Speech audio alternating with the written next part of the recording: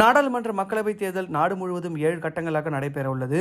இந்த தேர்தலில் ஹேட்ரிக் வெற்றி பெற்று 3வது முறையாக ஆட்சி அமைக்க பாஜக முனைப்பு காட்டி வருது.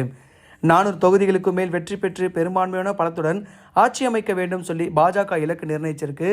ஆனால் பாஜக வீழ்த்த எதிர்க்கட்சிகள் இந்தியா கூட்டணி எனும் பெயரில் ஓரணியில் திரண்டிருக்காங்க. இந்த நிலையில் பிரதமர் மோடி 3வது முறையாக ஆட்சி அமைப்பாருன்னு சொல்லி கர்நாடக மாநிலத்தை சேர்ந்த ஜோசியக்காரங்க கணிச்சிருக்காங்களாம்.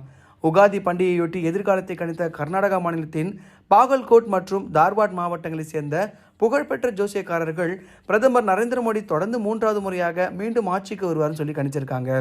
பாகல்கோட் மாவட்டம் குலாட்குடா நகரில் உள்ள மார்வாடி பாகிச்சா பகுதியில் நூற்றுக்கணக்கான ஆண்டுகளாக எதிர்காலத்தை கணித்து வரும் இலாலா பாரம்பரியத்தை சேர்ந்த மல்லிகார்ஜுன கோபி மக்களவைத் தேர்தலில் 3வது முறையாக பிரதமர் நரேந்திர மோடியின் வெற்றி பெறுவார் சொல்லி கணிச்சிருக்காரு.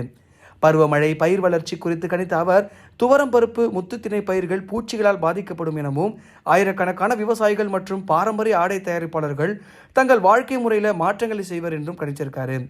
இதனிடையே தார்வாட் மாவட்டத்தில் உள்ள பெட்டகோரி நகரில் இருக்க ஹனுமா கோப்பா கிராமத்தை சேர்ந்த பிரபல பொம்மை கணிப்பு ஜோசியக்காரர் மத்திய மாநில அரசியலில் எந்த மாற்றமும் இருக்காதுன்னு சொல்லி கணிச்சிருக்காரு. இது பிரதமர் மோடி 3வது முறையாக ஆட்சி அமைப்பார் என்பதை குறிக்கும் வகையில் இருக்கு.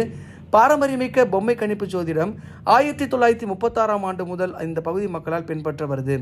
கர்நாடகாவில் பாஜக ஆட்சியை இழுக்கும் என்றும் எதிர்காலத்தில் அம்மாநிலத்தில் முதல்வர் சித்தாராமையா தலைமையிலான காங்கிரஸ் அரசு ஆட்சிக்கு வரும் என்றும் இதற்கு முன்பு பாரம்பரியமிக்க பொம்மை கணிப்பு ஜோதிடம் கணித்திருந்தது என்று நினைவு கூறப்படுது.